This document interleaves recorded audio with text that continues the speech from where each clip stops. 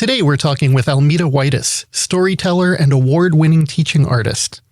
We're talking about the impact of storytelling on community, the importance of welcoming all cultures, and storytelling as the original communal art form. Join us.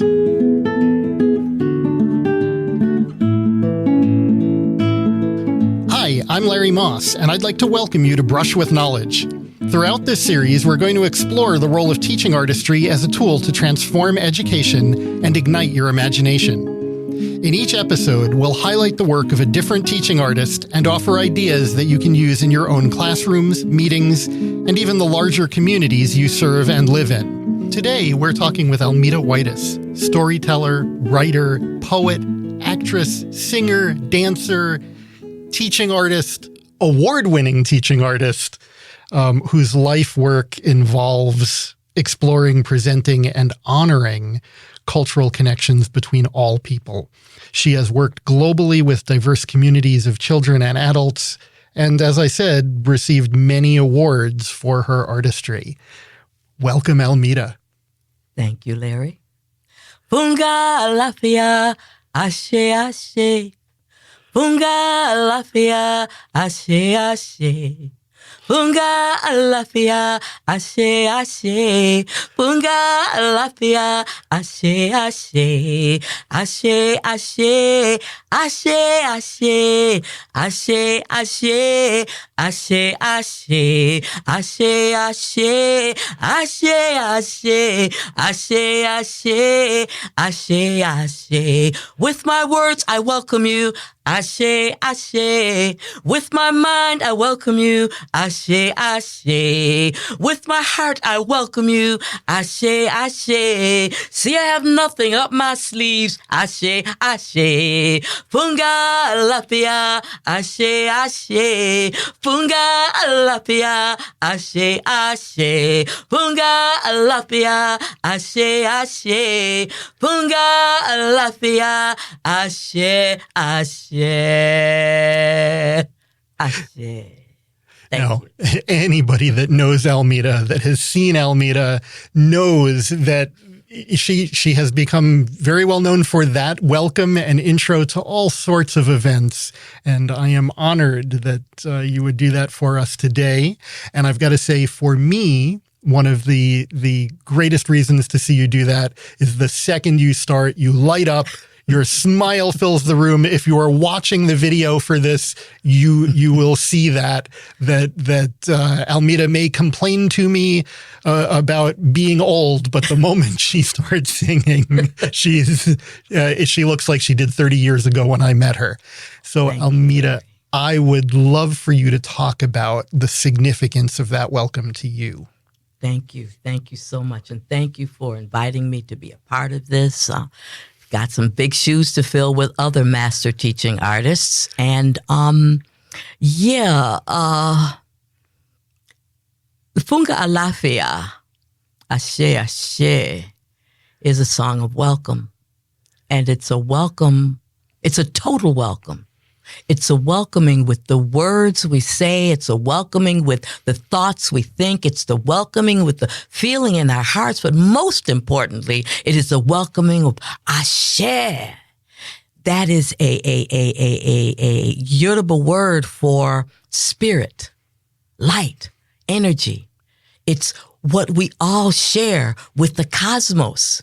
All of us are pure energy. And that song recognizes that that is the most important thing about our human existence, which is why I tell stories, is that we recognize, honor, respect, and welcome that Ashe, that light, that energy that connects us to each and every person and thing and animal and the cosmos.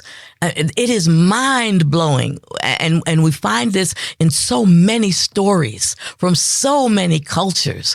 Long before there was sciences, so-called sciences, and the uplifting and putting in the forefront of Western thought and philosophy, we go into the first peoples when they first came and sat around campfires and they listened to the storyteller.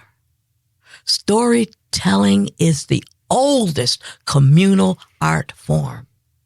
And I feel blessed and honored and responsible for keeping that tradition going in its most, what do I want to say? Its most, you got to help me with the word, Larry. The state, the primal state, because story is about one person connecting with another person. The story may be told to a group. Each person is receiving it from their sense of self, from their awareness. Talk to me, baby. And yeah, the story also can be told in so many different ways. You just did it in a different language using another culture. But even in all of the things you do as a dancer, as that's storytelling in another way. When you create theater, that's storytelling. It's not just words that come out of your mouth. Exactly. And they're words that the griot in ancient Africa, and actually today in Africa, the griot, the storyteller, does more than just say the words. That storyteller connects you with yourself, with those in your community, and most importantly, with the ancestors. And most people here in America, they think ancestors and they think Africa, but it's almost every world culture venerates the ancestors. And it's the ancestors who provide the stories by their exploits and what they did so that history can move forward. When the Yoruba people sang Funga Alafia, Ashe, Ashe, they sang it not just amongst themselves when the caravans would come back from having left Yoruba land in River State in Nigeria, and they would go all the way across the Great Sahara Desert, and they would trade with then Kemet. White people call it Egypt. It was Kemet at the time. And then they would keep going, and they would go and connect with Persia, now Iran. Oh, anyway, it's an old and venerated culture. And then they would keep going, and they would go into India and trade with people in that empire. And then they would keep going into Cathay, China. Then they would get on a ship and cross that little piece of ocean and trade with Nippon, what we call Japan today. And they turn around and come back. Now these people, these Yoruba traders would be gone for 5 to 10 years. They would see children that were born after they had left. And the people in the villages and the towns and the great cities would all sing, Funga Alafia, Ashe, Ashe. We love you. We're so happy you're back. And they not only said it to their people, they sang that same song to other African peoples. They sang the song to the Europeans. They sang the song to the Arabs and the Islamists. They sang it to the Christians. It's always the same song of welcome, a complete and total welcome, spirit to spirit. And that's why I do what I do.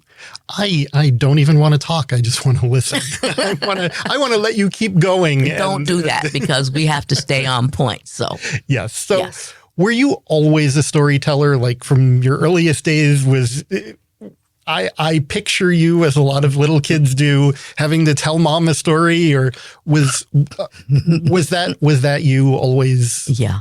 You are. Yes. Because I'm the oldest of 4. And a lot of times when mom was working, I would entertain my sisters and brothers with stories and songs. And I would entertain my little friends in the neighborhood. And when it came time for me to be in school, I was a little scaredy cat. And we were always moving from school to school. And I was smart. So I was the teacher's pet. So I wasn't liked because I got straight A's. And I wasn't liked because I was the new kid. So I was like, I'm going to beat you up. Can I tell you a story? You want to hear a song? And so it was OJT, on-job training. From the time I was a little one, I just appreciated, and that isn't even a good enough word. I was inspired by what would come in my head. Yes, there were stories that I read in books in school, in the library, and there were other stories where I would just make it up on the fly. And I remember one time I was, maybe about 13 years old, and these were older teenagers at the house next door. And I mean, they were like 17 to 20, so some of them weren't teenagers. And I just started talking. I just started telling a story. And they listened. And they listened. And they listened. I'm looking at their faces and I'm like, ooh, I don't think that I better make it better. And when I finished, they said, do you have another one? I'm like, sure. And I just went into my brain and pulled something out. And Larry, that was my first tough audience, because I thought that these older teens and young adults were just kind of just brush me off. And they didn't. They talked about pieces that they remembered from the story that I made up on the fly, and how it touched them or made them think. And some of them said that they got answers to problems that they had been dealing with by listening to me tell that story, or those stories. It was two, and it was an extent. It was maybe a half an hour. And you had a long journey through the arts too. I mean, it wasn't just this spoken storytelling. I know dance was a significant part of your life for quite a while. Yes. Why don't you talk a little bit about that too? Okay. Do you want to start at the beginning, or do you want to talk about dance? Because I will make it truncated. I was first a singer. I love music, all kinds of music, and I would love to sing. And I asked my mother one time, after I was an adult and pretty famous, or well-known, I said, Mom, all those years, I would sing all day long. I would sing the same song over and over and over again. And you never once told me, girl, will you shut up that noise? Why are you always singing all the time? Just shut up. She said, no. She said, I knew that God gave you a talent and a gift, and it was up to me to nurture it. So no, I would never tell you to shut up, Almeta, because you were doing what God wanted you to do, and that is to make people feel good when they hear you. So that was my first art form, singing, and I love it. Then after that, it was theater. I would make up plays, and I would have all little kids on the block, and we'd make up little plays, and we put on for the parents, and the parents would clap for us. Yeah, y'all did well. And I'm like, because I wrote the script, I picked the cast, I directed it, I put together the costume and everything. That was the second one. Then was the dance. Now, I wasn't a dancer. My sister next to me, she's now an ancestor. She was the dancer of the family. I was not. And when I took Garth Fagan's dance class in 1971, I was terrible. Roger Smith had to take me by the hand in a corner of the studio and work with me for an entire hour to get the triplet down, up, up, down, up, up. I was so pitiful. Then I was also taking a theater class, and we were going to do a series of one-act plays, which meant that I would have to drop Garth's dance class. and you didn't drop Garth's dance. Nobody. And I went over and I said, Garth, I'm working on the evening of 3 one-act plays, and I've got a lot to do, and I'd like permission to drop your class. And he looked at me and said, okay, and just did like this. I'm like, oh, shoot, I must be really bad, because he never allowed anybody to drop his class. So there I was on stage doing my thing, and saw Garth the Monday after the shows went up. And he said, Miss Whitis, I saw you on stage, and very impressed. I didn't even know that was you. I thought it was a white woman. And I'm like, oh, well, thank you. He said, you did very well, and I'd like to invite you to start rehearsals, take classes, and rehearse with my company.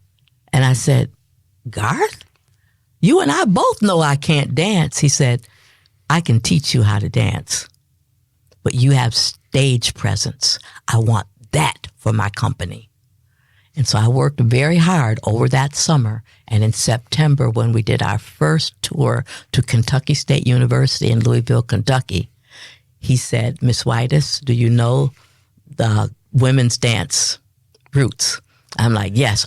Can you do it? Yes. Are you sure? Yes. Okay, you can come. So I went on tour to do one on the whole evening of theater. I was only in one dance. And it's something that I know that I'm very grateful for, because he saw beyond my limitation. I'm always half a beat behind on everything. And I can imagine how frustrating that must have been to see everybody in sync, and then here I come and that was just the way it went. And then I moved on to producing and directing and show host for a number of cable television shows here in Rochester and in Syracuse. Yeah. Now, with all of that art experience and all of those things you've done, I know that wasn't the only thing you did. I mean, you clearly at some point did not think that you were making a career in the arts. You went to college for something totally unrelated. Exactly. And that's where I met Garth when I was it was called CCC then. It's now REOC. And I had already been out of high school for 5 years. So I figured I needed to take some classes and get used to doing education before I started at Brockport in the fall of 71. And at the time, I was working for a government agency, which has no oversight and will remain unsaid from my mouth. And so I wanted to take a course. I want to major in something that would support me going back to working for the federal government. And that was, I wanted to take accounting. And then found out that there was no accounting degree at SUNY Brockport. That was part of the economics track. And I said, okay, I'll take that. And Liz Mills, a wonderful black woman and advisor, she said, are you sure you want to take that? I'm like, yes, that's so that I can get back, and I have 2 sons to raise. I need to make this money. She said, okay. So I signed up for economics. And after many ups and downs, I graduated with a 4.0 average with a degree in development planning economics. And so I give thanks to Dr. Raoul Farley, who was my advisor. He was a graduate of Oxford, had his PhD from Oxford, and he had worked for the World Bank. And he was the one who set up the banking system for Libya when it gained its independence from France. And he's like, Miss Whitis, you are bright. You are very, very bright. And you do many things. You are an accomplished dancer. And you are a good mother. And you are very bright. You know the economics. So you are going to go to either Yale or Harvard for your master's. And then I will sponsor you to get your PhD at my alma mater, Oxford. And I'm like, no, I have to go to work and take care of my kids. But yeah, he was, him and Dr. Rohn, they were my best professors at SUNY Brockport. Oh, and also 20 years, or maybe it was 30 years, after I graduated, I received their Distinguished Alumni Award. Exactly 20 years after I graduated. So, like I said before, I could just listen to you forever, but we actually have stuff we're supposed to cover. Let's get back to teaching artistry. I will truncate my answers. That's okay. I am happy to listen to you for as long as they take. Thank you. But so I've known you for more than 30 years, going back to good years. When we were both artists on the Young Audiences roster, which, so I knew you from the very beginning as a teaching artist. Yes. And in all of this, with incredible art career, with the dancing and the singing and the theater and you could have kept doing that, but you seem to always come back to teaching. You seem to have a lesson ready in almost anything you do. What was it that drove you to teaching artistry? I love teaching. When I was little, and I would come home from school, and I would sit my little sisters and my baby brother, and I would sit them on the couch, and I said, I'm going to teach you everything I learned today, so that when you get into school, you're going to be smart and you're going to get A's like me. So one of my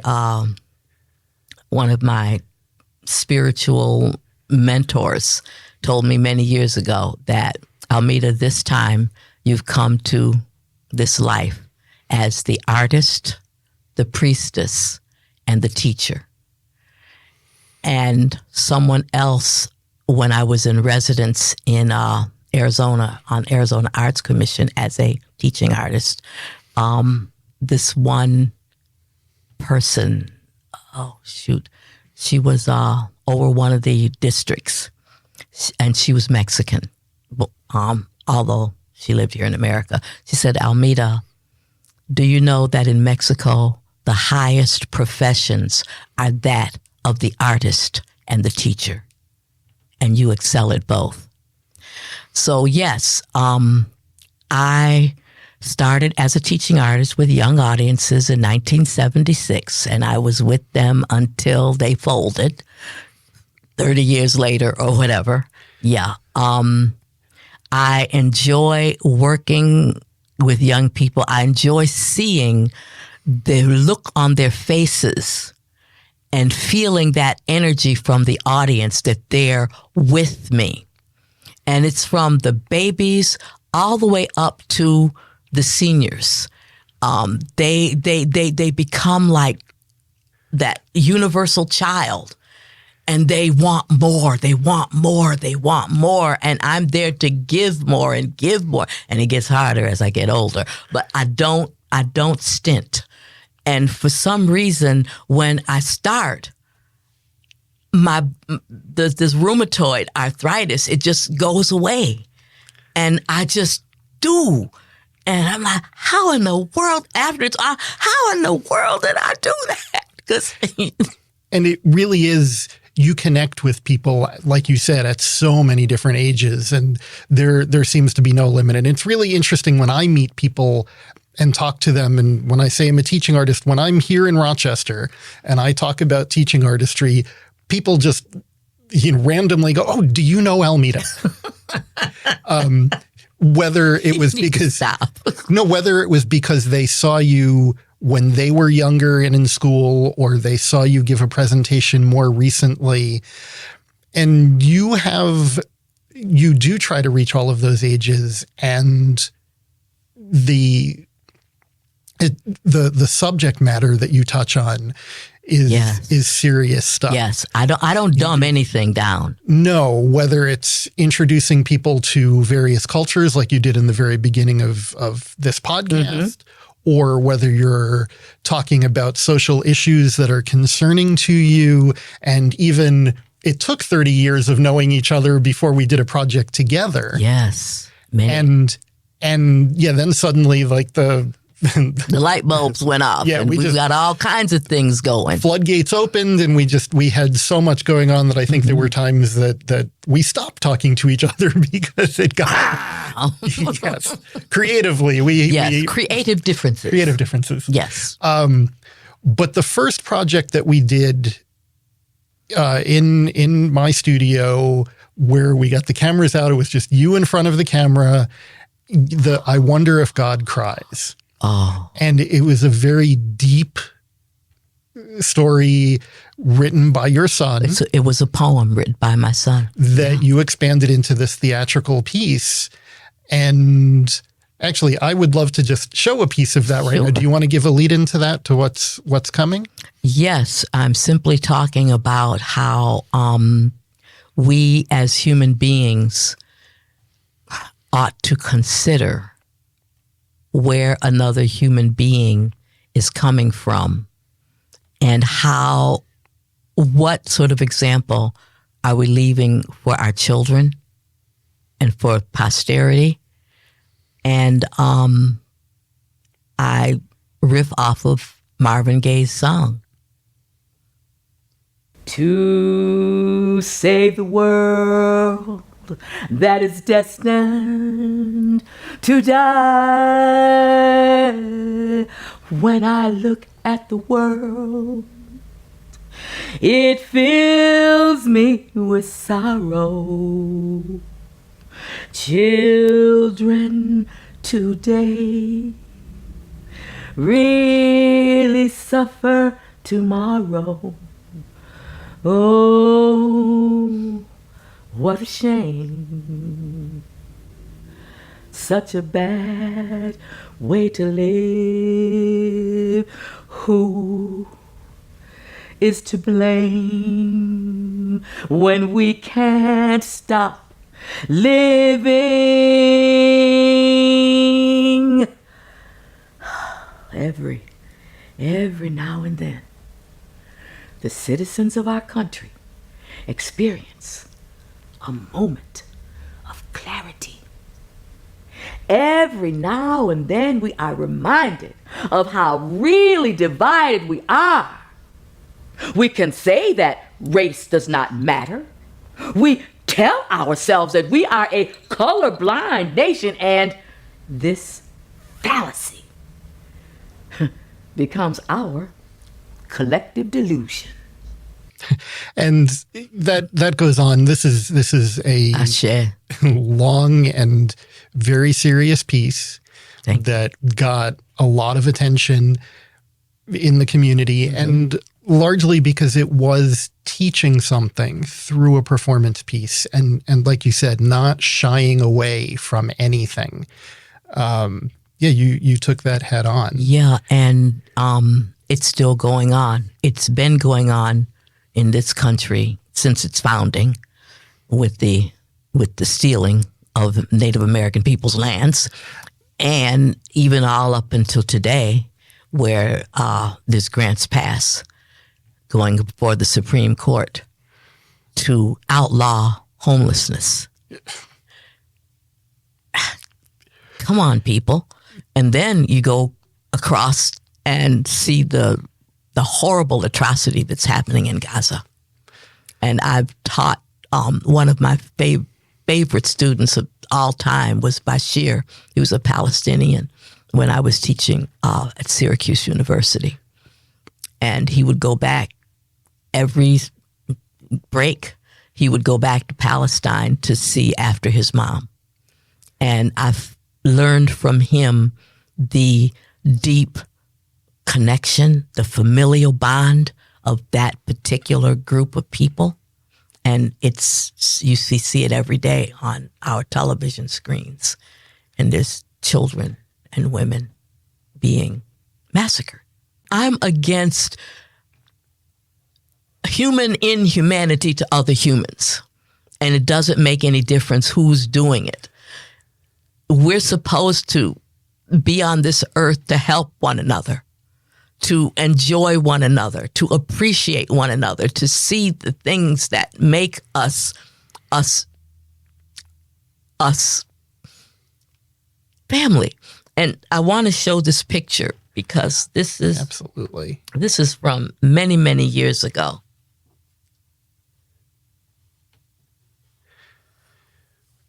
What do we have there? It's a story.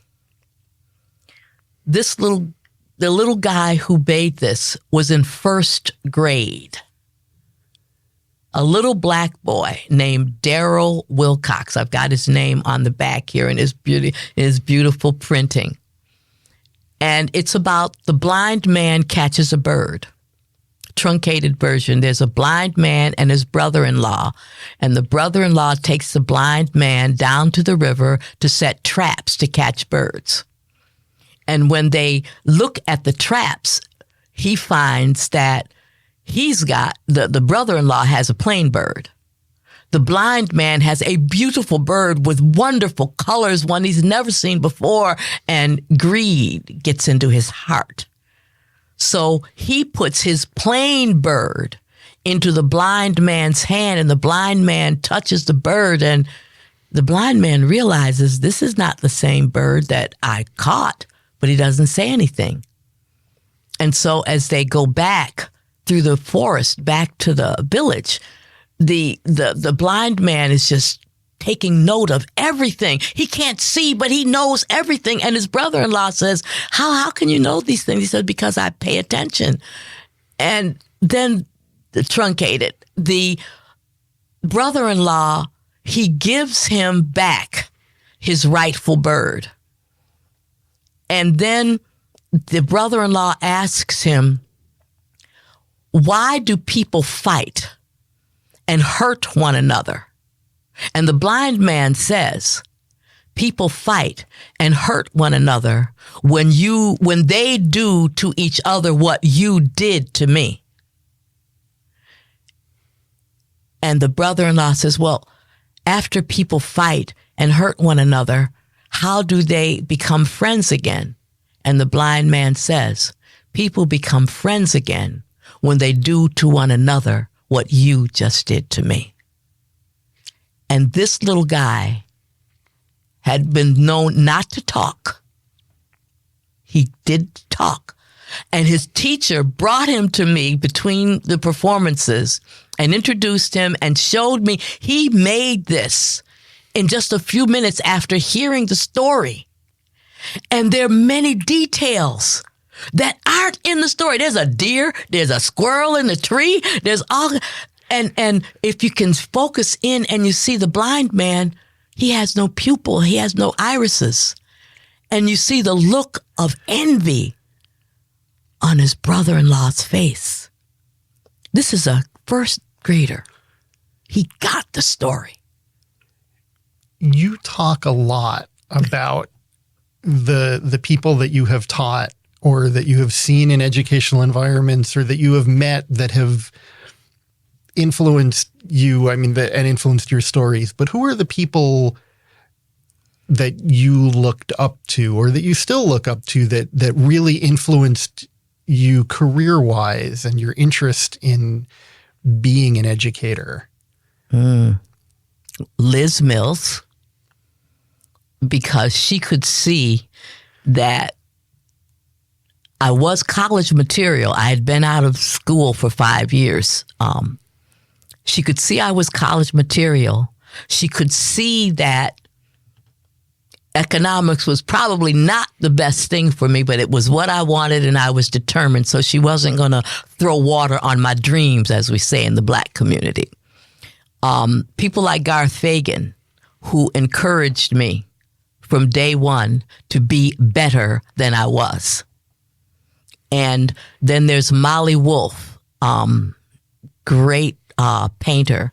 I was a figure model for her drawing classes at the Unitarian Church way back in the late 60s, early 70s. Luvon Shepherd, All of Us Art Workshop. It was a place where he and all these beautiful artists nurtured me as a fledgling and my two sons, Stanley Duke and Don Schizamini. They were gay lovers. They were the best babysitters for my kids. And when my sons were adults, they were like in their 30s, and they're like, Stanley and Don were gay, Mom? I'm like, yeah. They sleep in the same bed. Well, we sleep in the same bed. I mean, Spirit just brought beautiful people.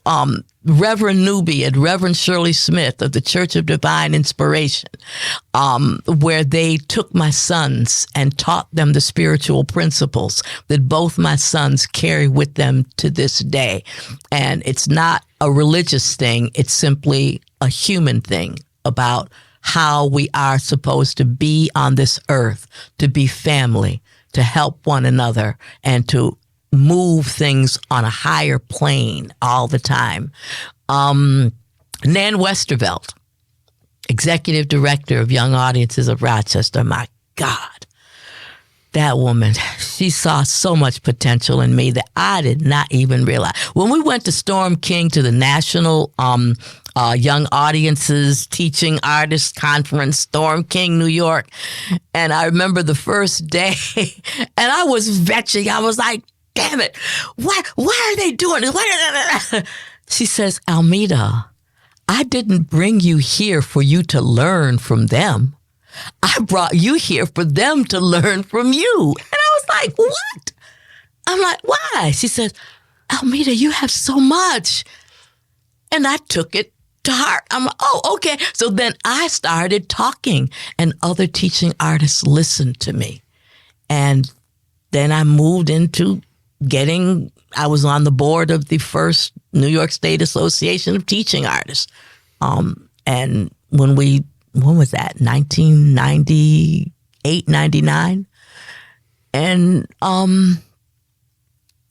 there's my family, the elders in all of the different places that we lived in Buffalo. Time I was 7 till I was 12 when we moved here. And they were adults who encouraged me. Keep singing, girl. Keep telling them stories, girl. Now, my sister was a dancer, so they encouraged her to dance, but I just applauded my sister on that. I'm quite sure, Jack, oh my God. Jack, who was just here. Jack Langerak. He brought me into Penfield, and he said because it was a lily white district and they needed me. I love it. I do what I love. When I stop loving it, I won't do it anymore. And I love people. I love people. So when you find somebody else that loves this as much as you do, that wants to be a teaching artist, that's getting started now, how do you direct them? What advice do you give them? How does if somebody wants to be a storyteller, how do they find stories to tell? How do they, obviously a lot of it comes from the heart, but there are, somebody just getting started might need that little push. I honestly cannot answer that. I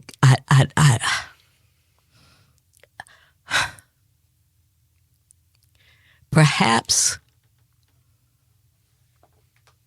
maybe it's difficult for people now, especially the younger ones. You have to be half crazy and go with it. And most people are afraid. Literally, whether they're an artist or not, most people are afraid to buck against the tide. And I have never backed down and will never back down. And if something needs to be said or done or presented in a way that will cause people to say, oh, I never looked at it that way. Oh, I don't want to be this way. I want to change. I don't know how to instruct people on how to do that, because you have to have it in yourself first. And there are many, many wonderful and talented teaching artists that I've come across over the years. They just, I don't see that thing in them. I don't know if it's because a lot of times people think it's their career path. This was never a career path. I simply followed what fascinates me. And it may look like, now she over here? Now what's she doing over here? I would just follow what fascinates. It's on my business card. Follow what fascinates you. It's been my motto since the 80s. On that path of things that fascinate you. Yes.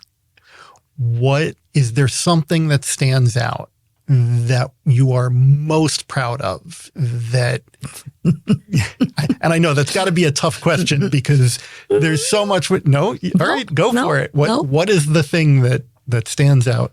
I'm most proud of the fact that my sons chose to come into this life via my womb, and they both are artistically inclined and very talented.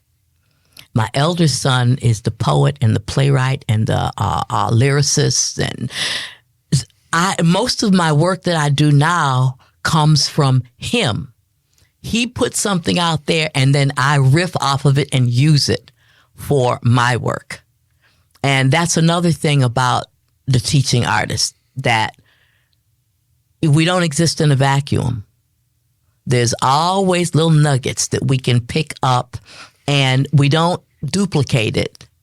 We take the inspiration and make it our own. And that's what I love about working with young people. They get that, they catch that spark and just fly with it. And that's essentially what makes us human beings in an imperfect world. Do you have something that you can teach the audience? Yes, I think. Salman Rushdie. I was watching a Jon Stewart interview on YouTube with him, and it reminds me of one of his earlier books, Luca and the Sea of Stories. Luca's father, Rashid, the famous storyteller, is dying, and only Luca can save him by journeying with his friends, Dog the bear and Bear the dog, to a parallel world. With the help of magic friends, they overcome dangerous challenges and obstacles there, presented in the forms of battles with monsters, ogres, divine deities from many cultures, and a doppelganger of Luca's father. Together they travel on a magic carpet, wending their way on the torrent of words that compromises the sea of stories, which composes the lake of wisdom, whose waters are illuminated by the dawn of days, out of which flows the river of time. The lake of wisdom stands in the shadow of the mountain of knowledge, at whose summit burns the fire of life. So any piece of writing has a purpose, a message, a form, and an audience.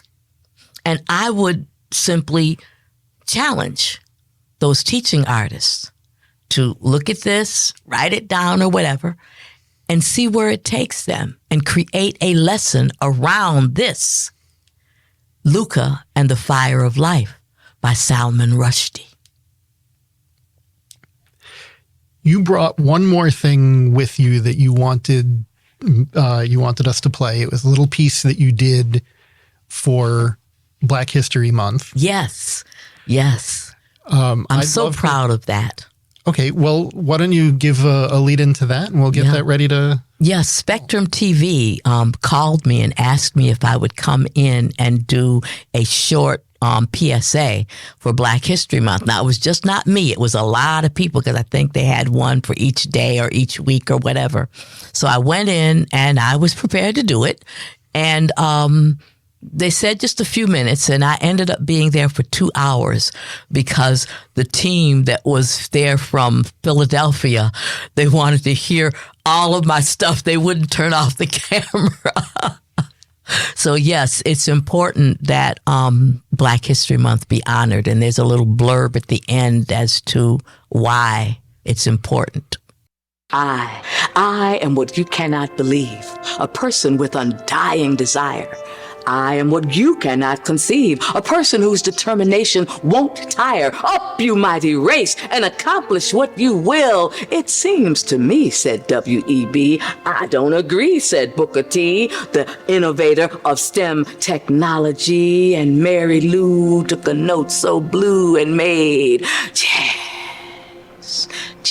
A lovely little piece. I'm glad you brought that. Thank you. And I had to honor Mary Lou Williams. No, people don't really know that much about her when they think of jazz, but she not only did jazz, she did spiritual music as well. And Duke Ellington bowed at her feet. Count Basie, all the great pianists, they bowed at the feet and the prowess of Mary Lou Williams as a wonderful and gifted musician.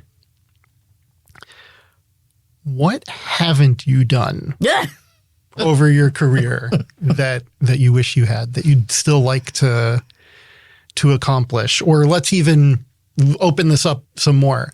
Let's say suddenly you had that blank check that somebody was ready to give you to fund something incredible. What would it be?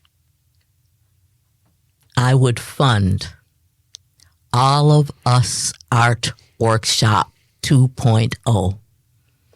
And I would immediately get a hold of LeBron Shepherd while he is still alive. And we not even recreate, but do another ideation of the original All of Us Art Workshop. It was community-based arts. Anyone who lived in the Rochester community could come and take classes with professional artists for free. If you lived outside in the suburbs, you had to pay. But the community didn't have to pay. And these artists, we were artists. I taught dance. There were painting and sculpture, and Eddie Davis did the sculpture. There was photography. Screen printing? What's it called? It used to. Silk screening. Silk screening. Yeah, see, they don't know how to do that anymore. There was writing. There was painting. There was everything but music. There was no music because Eastman and Hochstein do an excellent job of that. But these were the visual arts. I would do another All of Us Art Workshop and add the literary. I love writing. It's hard to write now with my hands being compromised, but I can just talk. I love writing. I love poetry. I love stories, philosophy, theory. I love astrophysics. You would never know that, but I'm an astrophysics buff. Yeah. Do you ever get tired of creating? Do you ever need that break? No. I never get tired of creating. I do get tired of living. I'm old. I am very old. And it's harder now. Well, I hope you are with us for a very long time. Don't do that to me. Don't do that to me. Until I and others in the community have recorded all of your stories, you can't go. Oh, then I guess I won't. But yes, I find so many things interesting. I find learning about new cultures and new people, revisiting old cultures. I remember learning about the Salmi people of Sweden when I was in like second grade and wanting to go and live with the reindeer and the people then. And there's a new movie, Lost, just came out, and it's about the Salmi people. And it's someone is murdering their reindeer. And so I get to visit a culture that first piqued my interest when I was 7 years old. I'm 77. Yeah. Oh, and they say that the Northern Lights are all of the ancestors watching over us. Oh, I love that. Everywhere, all over the world, people revere what the ancestors have.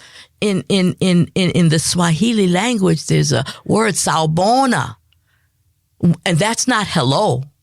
That is, I see you. I see you. I acknowledge that you are a real human being standing before me with all of those ancestors behind you. Sawubona. Oh, that's rich. For people who are homeless and people that are overlooked, for somebody to say to them, Sawubona, I see you. Not only do I see you, I am with you. I will help you. Well, how many people get that? Well, Almeta, I see you. I appreciate you. I love everything that I have learned from you over the years, and I am so glad that you were part of this with me today. Oh, thank you. And I don't know how much this helps teaching artists, but it's me, raw and unfiltered. Well, I appreciate that. I think it is a help because what we're trying to do here is help, highlight teaching artists and paint a picture of what teaching artistry can do in the community. And you have done so much. And I think in the last hour, you have highlighted quite a lot of what is possible and what we can teach and what we can show others. So thank you very much. Oh, thank you so much, Larry. It's a pleasure. To learn more about everyone on our program, follow the links in the show notes and at brushwithknowledge.com. This podcast has been launched with funding from Genesee Valley Council on the Arts and the New York State Council on the Arts. Recording has been done at Rockvox Recording and Production. To learn how you can help support the creation of future episodes, please follow links in the show notes or visit brushwithknowledge.com.